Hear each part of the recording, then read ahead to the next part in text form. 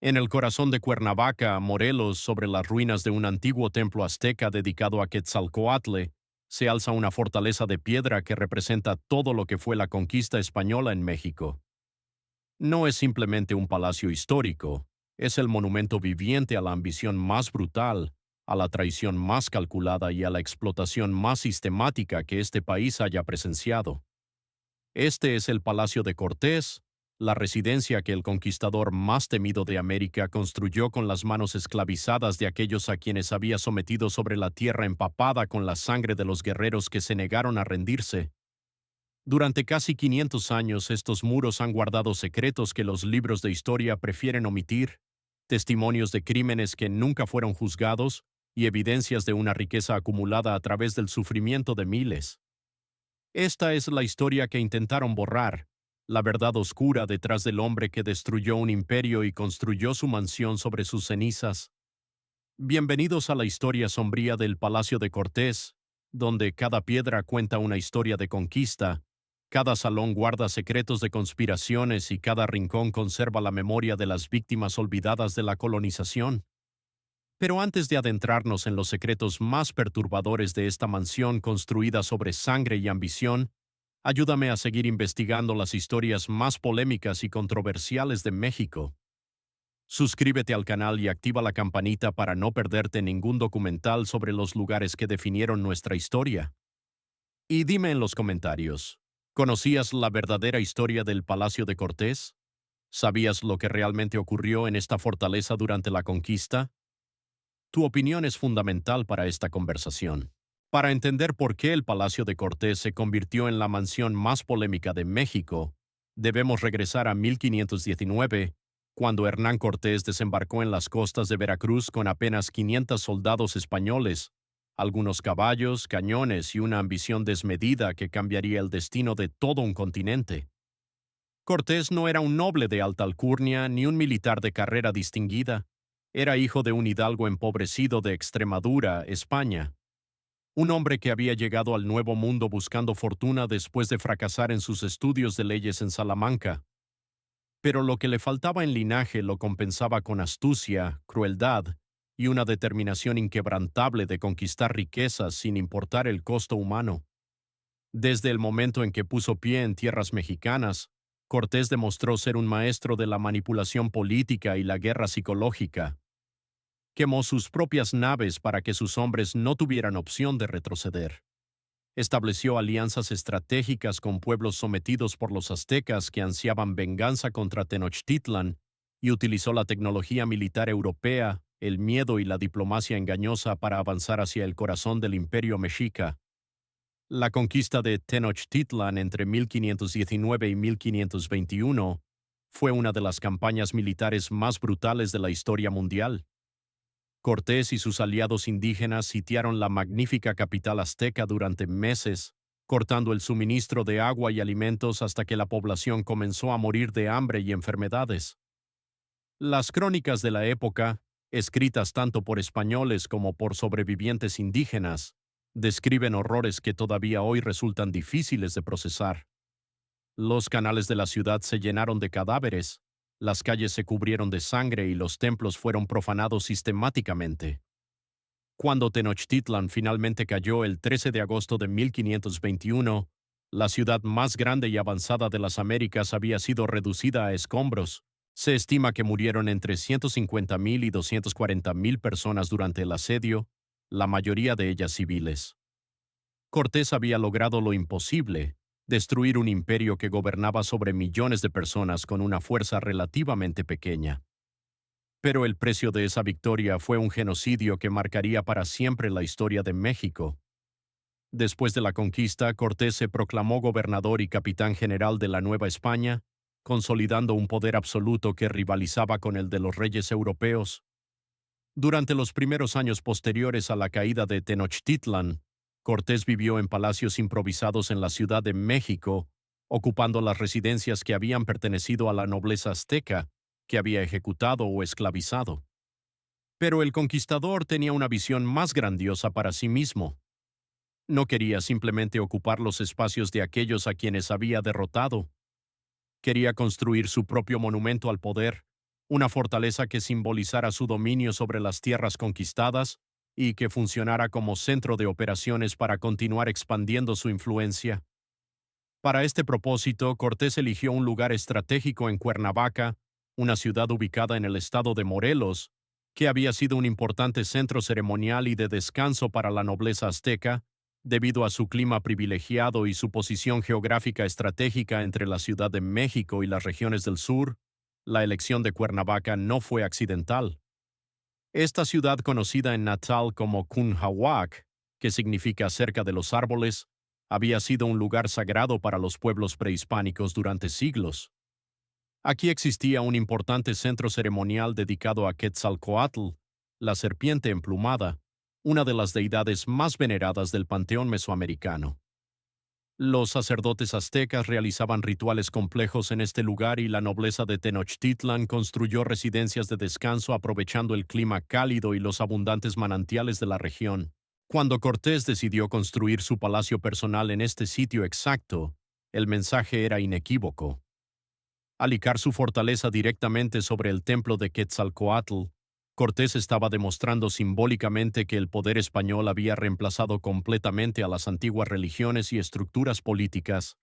Era un acto de dominación cultural y espiritual tan brutal como la conquista militar misma. La construcción del Palacio de Cortés comenzó en 1526, apenas 5 años después de la caída de Tenochtitlan. El proyecto fue supervisado personalmente por el conquistador, quien trajo arquitectos y maestros constructores españoles para diseñar una fortaleza que combinara la estética renacentista europea con elementos defensivos militares. Pero la mano de obra para este ambicioso proyecto fue proporcionada por miles de trabajadores indígenas que fueron forzados a trabajar bajo un sistema de encomienda que era esclavitud en todo menos en el nombre. Los indígenas de Cuernavaca y las regiones circundantes fueron obligados a demoler sus propios templos y edificios ceremoniales, extraer piedras de las canteras locales y transportar materiales pesados sin recibir pago alguno. Muchos de estos trabajadores murieron durante la construcción debido a las condiciones brutales, los accidentes laborales y las enfermedades traídas por los españoles, contra las cuales no tenían inmunidad.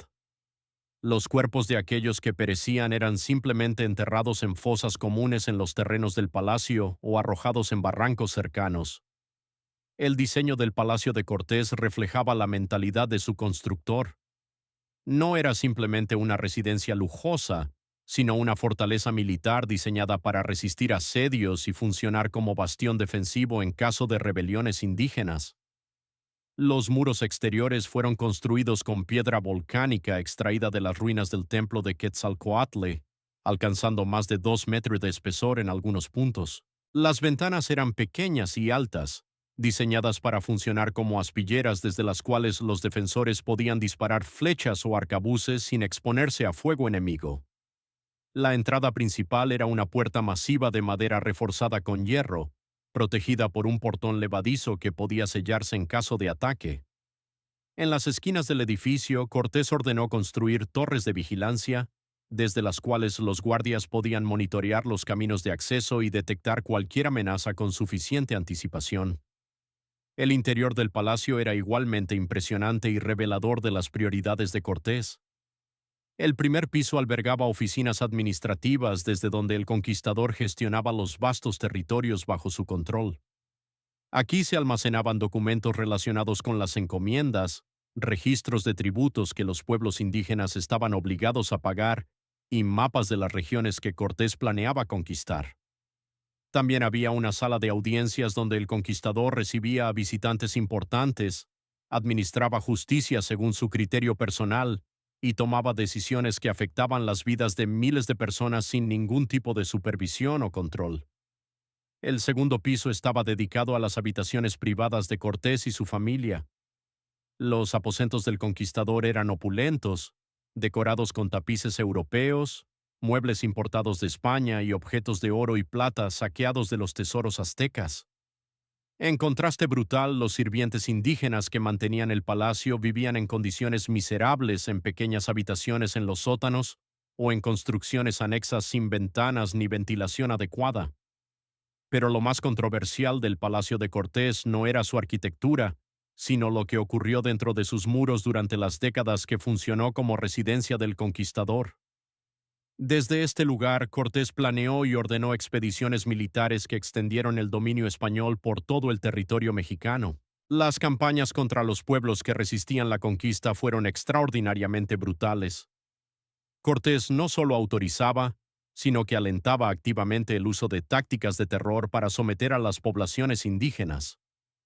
Los soldados españoles bajo su mando quemaban aldeas completas, ejecutaban públicamente a líderes comunitarios y esclavizaban a familias enteras.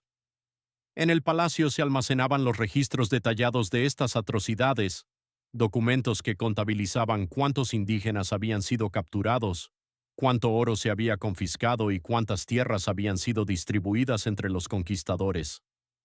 Estos archivos, muchos de los cuales sobreviven hasta hoy, revelan la magnitud sistemática de la explotación colonial. El palacio también fue escenario de conspiraciones políticas que amenazaban constantemente la posición de Cortés. A pesar de su éxito militar, el conquistador enfrentaba enemigos poderosos tanto en México como en España. Otros conquistadores envidiaban su poder y riqueza, acusándolo de quedarse con más de lo que le correspondía del botín azteca. La corona española desconfiaba de la creciente autonomía de Cortés y temía que pudiera declararse rey independiente de México. En múltiples ocasiones, la corona envió funcionarios para investigar las acusaciones de corrupción, abuso de poder y malversación de fondos contra Cortés. Algunos de estos funcionarios fueron recibidos en el Palacio de Cortés, donde el conquistador intentaba influenciarlos mediante sobornos, amenazas veladas o banquetes extravagantes, diseñados para demostrar su poder y riqueza. Pero las acusaciones persistían y eventualmente Cortés fue despojado de muchos de sus títulos y privilegios. Una de las polémicas más oscuras asociadas con el Palacio de Cortés involucra el destino del tesoro de Moctezuma. Cuando los españoles ocuparon Tenochtitlan por primera vez en 1519. Antes del asedio final, Moctezuma les mostró los tesoros imperiales acumulados durante generaciones. Según las crónicas, las salas del tesoro contenían toneladas de oro trabajado, joyas de jade y turquesa, plumas preciosas de quetzal y objetos ceremoniales de valor incalculable. Durante la Noche Triste, cuando los españoles fueron expulsados temporalmente de Tenochtitlan en julio de 1520, gran parte de este tesoro supuestamente se perdió en los canales de la ciudad, cuando los soldados sobrecargados de oro se ahogaron intentando escapar. Sin embargo, muchos historiadores cuestionan esta versión oficial. Existe evidencia documental que sugiere que Cortés logró salvar una porción sustancial del tesoro y lo ocultó antes de la batalla final. Algunos investigadores creen que parte de este tesoro fue transportado secretamente a Cuernavaca y escondido en cámaras subterráneas debajo del Palacio de Cortés. Las leyendas sobre túneles secretos bajo el Palacio de Cortés han persistido durante casi 500 años. Según testimonios recopilados en documentos coloniales, existía una red de pasadizos subterráneos que conectaban el palacio con varios puntos estratégicos de Cuernavaca, incluyendo iglesias, conventos y salidas secretas fuera de los muros de la ciudad. Estos túneles supuestamente servían múltiples propósitos, permitían a Cortés y sus hombres moverse sin ser vistos. Funcionaban como vías de escape en caso de emergencia y, según los rumores, albergaban bóvedas secretas donde el conquistador guardaba oro, documentos comprometedores y otros objetos valiosos que no quería que la corona española supiera que poseía. A lo largo de los siglos, varios intentos de explorar estos túneles han producido resultados intrigantes, pero inconclusos. Durante renovaciones del palacio en diferentes épocas se han descubierto pasajes sellados, cámaras ocultas y estructuras subterráneas cuyo propósito original sigue siendo un misterio. En 1528, apenas 2 años después de completar la construcción principal del palacio, Cortés enfrentó uno de los momentos más peligrosos de su carrera. Funcionarios de la corona española llegaron a México con órdenes de investigar acusaciones graves contra el conquistador, incluyendo el asesinato de su primera esposa, Catalina Juárez. Catalina había muerto en circunstancias extremadamente sospechosas en la Ciudad de México en 1522, pocas semanas después de llegar de Cuba para reunirse con su esposo. Según testigos, Catalina apareció muerta en su cama con marcas de estrangulamiento en el cuello. Cortés alegó que su esposa había muerto de asma, pero pocos creyeron esta explicación. Los rumores sugerían que Cortés la había asesinado porque la consideraba un obstáculo social para sus ambiciones, ya que provenía de una familia de clase media y él ahora aspiraba a casarse con nobleza española. Durante la investigación oficial, varios testigos fueron interrogados en el Palacio de Cortés. Algunos declararon haber escuchado gritos provenientes de los aposentos de Catalina la noche de su muerte. Otros mencionaron haber visto a Cortés salir de esa habitación con arañazos en el rostro, pero ninguno se atrevió a acusar directamente al poderoso conquistador. La investigación sobre la muerte de Catalina finalmente se archivó sin cargos formales, no porque Cortés fuera inocente, sino porque tenía demasiado poder e influencia para ser juzgado efectivamente. Sin embargo, el escándalo dañó permanentemente su reputación. A partir de ese momento, Cortés fue visto con desconfianza tanto por la corona española como por muchos colonos en Nueva España. Para rehabilitar su imagen, el conquistador se casó en 1529 con Juana de Zúñiga, sobrina del duque de Bejar, una unión que le proporcionó conexiones con la alta nobleza española. Juana llegó al palacio de Cortés con gran pompa, y el matrimonio fue celebrado con banquetes extravagantes que duraron días, pero incluso este nuevo matrimonio estuvo marcado por controversia.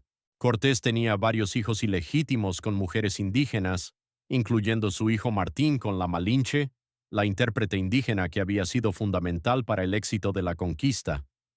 Estos hijos mestizos vivían en una situación ambigua, reconocidos por Cortés, pero no completamente aceptados en la sociedad española colonial ni en las comunidades indígenas.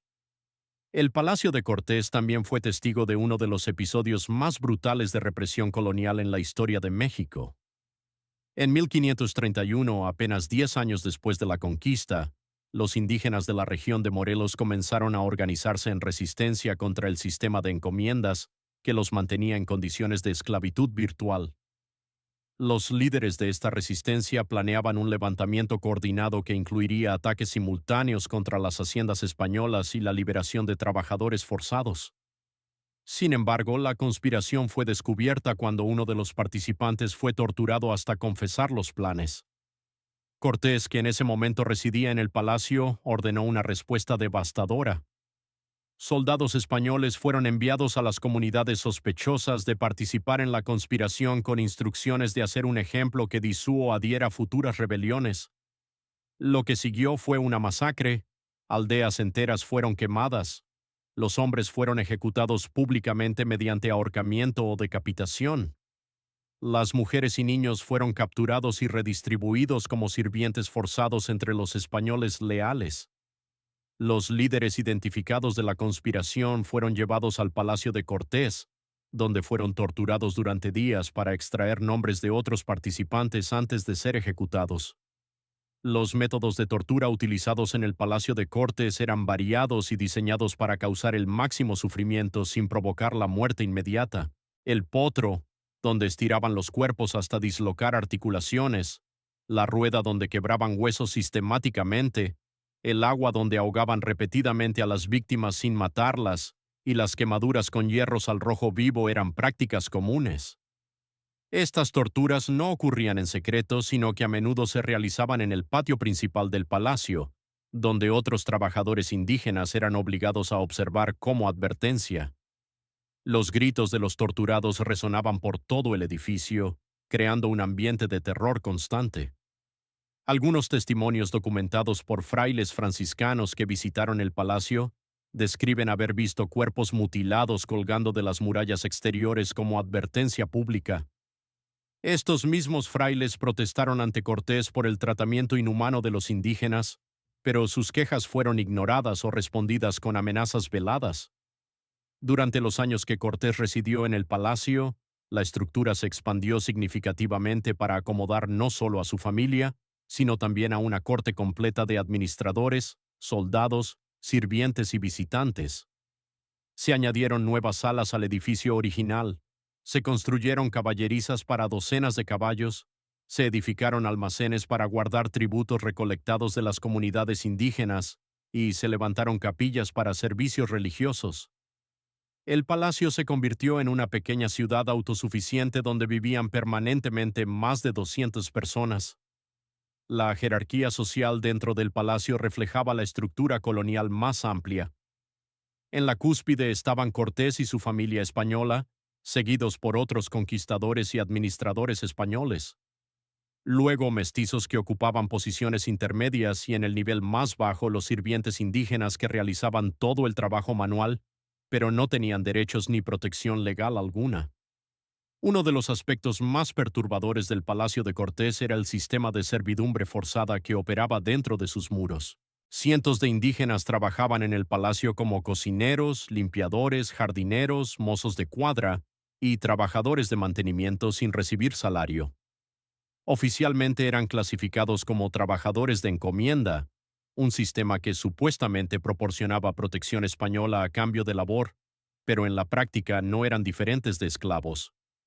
Vivían en condiciones deplorables en sótanos húmedos o barracas sin ventilación. Trabajaban desde el amanecer hasta el anochecer sin días de descanso y podían ser castigados físicamente por errores menores o simple capricho de sus supervisores españoles. Las mujeres indígenas que trabajaban en el palacio enfrentaban peligros adicionales, siendo frecuentemente víctimas de abuso sexual por parte de soldados y administradores españoles, sin ninguna posibilidad de justicia o protección. En 1540, después de años de conflictos políticos con la corona española y agotado por las constantes acusaciones de corrupción, Cortés abandonó México para siempre y regresó a España con la esperanza de defender su reputación directamente ante el rey Carlos V. Dejó el Palacio de Cortés bajo administración de su hijo Martín Cortés, el hijo legítimo que había tenido con Juana de Zúñiga. Sin embargo, Cortés nunca recuperó el poder e influencia que una vez tuvo. Pasó sus últimos años en España intentando sin éxito que la corona le restituyera títulos y privilegios que le habían sido quitados. Murió en 1547 cerca de Sevilla, a los 62 años en relativa pobreza y olvidado por aquellos a quienes había servido. Su cuerpo fue trasladado a México años después y enterrado en la Ciudad de México, aunque la ubicación exacta de sus restos se mantuvo en secreto durante siglos, por temor a que fueran profanados por descendientes de aquellos a quienes había conquistado. Después de la partida de Cortés, el Palacio de Cortés pasó por múltiples manos y funciones a lo largo de los siglos. Durante el resto del periodo colonial fue utilizado por diversos funcionarios españoles como residencia administrativa. En algunos periodos funcionó como prisión donde se encerraba a rebeldes indígenas y criminales comunes durante la Guerra de Independencia de México entre 1810 y 1821. El palacio cambió de control varias veces entre fuerzas realistas que defendían el dominio español e insurgentes que luchaban por la independencia. Las paredes del edificio todavía conservan impactos de bala de esas batallas. Después de la independencia, el palacio fue utilizado como sede de gobierno estatal de Morelos, oficinas administrativas y finalmente fue convertido en museo en el siglo XX. Esta transformación en museo fue controversial porque requirió decisiones difíciles sobre cómo presentar la historia de un edificio tan cargado de simbolismo negativo. Hoy en día, el Palacio de Cortés alberga el Museo Regional Cuauhnahuac, que exhibe colecciones relacionadas con la historia de Morelos desde la época prehispánica hasta la Revolución Mexicana. Los murales pintados por Diego Rivera en la década de 1930 cubren las paredes del segundo piso, representando la historia de México desde la conquista hasta la Revolución, con un énfasis particular en la resistencia indígena y las injusticias de la colonización. Estos murales son en sí mismos polémicos porque presentan a Cortés y los conquistadores españoles como villanos absolutos mientras glorifican la resistencia indígena. Rivera pintó a Cortés como una figura demoníaca rodeada de muerte y destrucción, una representación que generó protestas de grupos que consideraban la interpretación demasiado simplista y antiespañola. Sin embargo, para muchos mexicanos, estos murales representan una corrección histórica necesaria después de siglos de narrativas coloniales que glorificaban la conquista como una misión civilizadora. Las excavaciones arqueológicas realizadas en los terrenos del Palacio de Cortés durante el siglo XX revelaron descubrimientos inquietantes que confirman muchas de las historias oscuras asociadas con el edificio. Debajo de los cimientos del palacio, arqueólogos encontraron los restos del templo prehispánico de Quetzalcóatl, que Cortés había ordenado destruir. Entre las ruinas del templo se descubrieron cientos de esqueletos humanos que no correspondían a entierros ceremoniales prehispánicos, sino que mostraban signos de muerte violenta durante el periodo colonial. Algunos esqueletos tenían marcas de tortura, otros mostraban evidencia de ejecución mediante decapitación o ahorcamiento, y muchos estaban dispuestos en fosas comunes sin ningún ritual funerario. Estos hallazgos proporcionan evidencia física del terror que Cortés y sus sucesores emplearon para mantener el control sobre la población indígena. También se descubrieron túneles parcialmente colapsados que conectaban el palacio con otros puntos de la ciudad, confirmando las leyendas sobre pasajes secretos. Algunos de estos túneles contenían objetos intrigantes, monedas españolas antiguas, fragmentos de cerámica, herramientas y, en un caso, un cofre de madera podrido que alguna vez pudo haber contenido documentos o valores, pero que estaba vacío cuando fue encontrado. Los arqueólogos creen que estos túneles fueron intencionalmente sellados en algún momento del siglo XV, posiblemente para ocultar evidencia de actividades ilícitas o para proteger tesoros escondidos. Hasta el día de hoy se sospecha que existen cámaras selladas adicionales bajo el palacio que nunca han sido exploradas completamente debido a preocupaciones sobre la estabilidad estructural del edificio histórico. Uno de los aspectos más polémicos del Palacio de Cortés en la actualidad es el debate sobre cómo debe ser recordado y presentado al público. Algunos historiadores y educadores argumentan que el palacio debe ser preservado como un monumento a las víctimas de la conquista, un lugar donde se cuenta honestamente la historia de violencia, explotación y genocidio que caracterizó la colonización española. Proponen que las exhibiciones del museo enfaticen las perspectivas indígenas, documenten detalladamente los crímenes cometidos por Cortés y sus seguidores, y funcionen como espacio de reflexión sobre las consecuencias duraderas del colonialismo en México. Otros argumentan por un enfoque más balanceado que reconozca la complejidad histórica, presente múltiples perspectivas, incluyendo la española, y evite lo que consideran una demonización simplista de figuras históricas. Este debate refleja tensiones más amplias en México sobre cómo reconciliarse con un pasado colonial que es simultáneamente fundamental para la identidad nacional moderna y profundamente traumático. La ubicación del Palacio de Cortés en Cuernavaca tiene significado adicional en el contexto de la Revolución Mexicana. Durante la revolución entre 1910 y 1920, Morelos fue el centro del movimiento zapatista liderado por Emiliano Zapata, quien luchaba por la reforma agraria y los derechos de los campesinos indígenas y mestizos, que todavía sufrían explotación similar a la de la época colonial. Zapata y sus fuerzas ocuparon temporalmente el Palacio de Cortés en varias ocasiones, utilizándolo como cuartel general. Para los zapatistas, tomar el Palacio del Conquistador español tenía un valor simbólico enorme. Representaba la continuación de la resistencia indígena que había comenzado con la conquista casi 400 años antes. Zapata supuestamente dio discursos desde el balcón del palacio, prometiendo devolver las tierras robadas a las comunidades campesinas y terminar con los sistemas de explotación heredados de la época colonial. El legado del Palacio de Cortés plantea preguntas incómodas sobre memoria histórica, justicia y reconciliación. ¿Cómo debe una sociedad moderna lidiar con monumentos construidos por perpetradores de atrocidades históricas? ¿Es suficiente convertir estos lugares en museos que educan sobre los crímenes del pasado, o deberían ser demolidos como símbolos de opresión? ¿Puede un edificio ser separado moralmente de las acciones de quien lo construyó? Estas preguntas no tienen respuestas fáciles, y México continúa debatiendo estas cuestiones. Lo que es indiscutible es que el Palacio de Cortés representa uno de los capítulos más oscuros de la historia mexicana, un recordatorio permanente de que la grandeza arquitectónica y cultural a menudo se construye sobre cimientos de sufrimiento humano. Esta petición generó debate internacional con algunos apoyando el llamado a reconocimiento histórico, mientras otros lo criticaban como política simbólica que no abordaba problemas contemporáneos. En este contexto, el Palacio de Cortés se convirtió en un punto focal de manifestaciones y contramanifestaciones.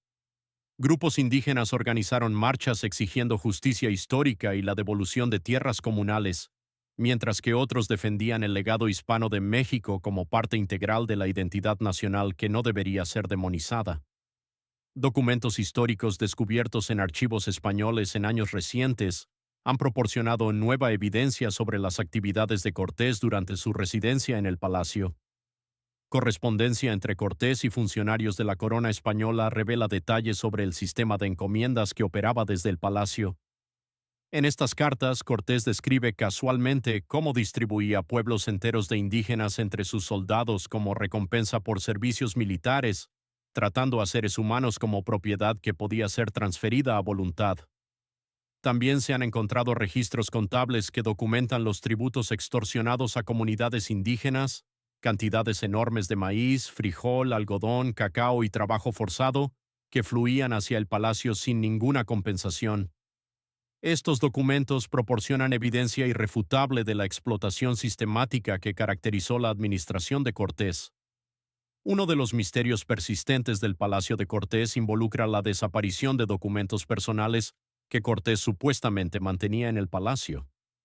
Se sabe que el conquistador escribió extensamente durante su vida, incluyendo las famosas cartas de relación enviadas al rey Carlos V, pero también mantenía diarios privados, correspondencia personal y registros administrativos detallados. Muchos de estos documentos nunca han sido encontrados. Algunos historiadores especulan que fueron destruidos intencionalmente por la familia de Cortés después de su muerte para ocultar evidencia de crímenes o actividades comprometedoras. Otros creen que podrían estar escondidos en alguna cámara secreta del palacio que nunca ha sido descubierta. La existencia de estos documentos perdidos es más que curiosidad histórica. Podrían contener información que cambiaría fundamentalmente nuestra comprensión de la conquista y sus consecuencias. La arquitectura del Palacio de Cortés también revela detalles fascinantes sobre la mentalidad del conquistador. El edificio fue diseñado no solo como residencia, sino como declaración de poder permanente. Cortés eligió materiales y técnicas de construcción destinados a durar siglos, utilizando piedra volcánica masiva unida con mortero de cal que ha resistido terremotos, guerras y el paso del tiempo. Las proporciones del edificio, los altos techos, las gruesas columnas y los amplios espacios fueron calculados para impresionar e intimidar a los visitantes.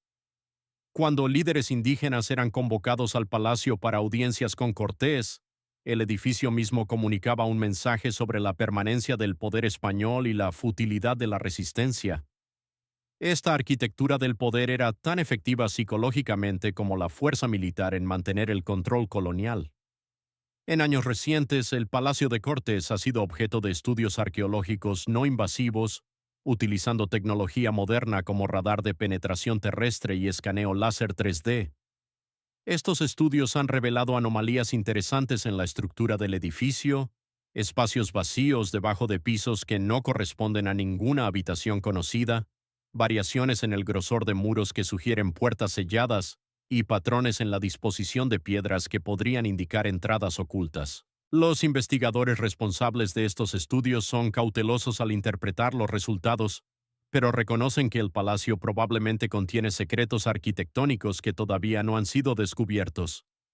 Sin embargo, las restricciones sobre excavaciones en edificios históricos protegidos significan que muchas de estas anomalías probablemente nunca serán investigadas completamente. El Palacio de Cortés funciona hoy como un espacio complejo donde coexisten múltiples narrativas históricas a menudo contradictorias. Para algunos es un monumento a la ambición humana y el choque de civilizaciones que creó el México moderno. Para otros es un recordatorio doloroso de genocidio, esclavitud y la destrucción de culturas indígenas. Para historiadores es una fuente invaluable de información sobre la conquista y el periodo colonial temprano. Para arqueólogos es un sitio que todavía guarda secretos por descubrir. Para activistas es un símbolo de injusticias históricas que continúan afectando a comunidades indígenas en la actualidad. Todas estas perspectivas tienen validez y la tensión entre ellas es parte de lo que hace al Palacio de Cortés tan polémico y fascinante. La historia del Palacio de Cortés nos enseña que los edificios históricos nunca son simplemente estructuras neutrales de piedra y mortero. Son repositorios de memoria colectiva, testigos silenciosos de eventos que han dado forma a sociedades enteras, y símbolos que diferentes grupos interpretan de maneras radicalmente distintas según sus propias experiencias y valores. El palacio que Hernán Cortés construyó como monumento a su poder se ha convertido en algo muy diferente de lo que él imaginó. Un lugar donde México confronta las complejidades de su historia colonial, debate sobre justicia histórica y busca maneras de recordar el pasado sin quedar atrapado en él. Cada generación de mexicanos ha tenido que decidir qué significado dar al Palacio de Cortés, y es probable que las generaciones futuras continúen reinterpretando su legado. Si esta historia sombría te ha impactado tanto como a nosotros, si crees que estas verdades polémicas merecen ser conocidas y discutidas abiertamente, ayúdanos a seguir investigando los lugares más controversiales de nuestra historia. Suscríbete al canal, activa la campanita y comparte este documental con alguien que necesite conocer la verdad completa sobre los monumentos que definen a México. Y ahora, dime, ¿crees que el Palacio de Cortés debería ser preservado como está, convertido completamente en un memorial a las víctimas de la conquista o incluso demolido como símbolo de opresión colonial? ¿Es posible reconciliarse con esta historia oscura o deberíamos mantener viva la controversia para nunca olvidar lo que ocurrió? Tu opinión es fundamental para esta conversación. Déjala en los comentarios.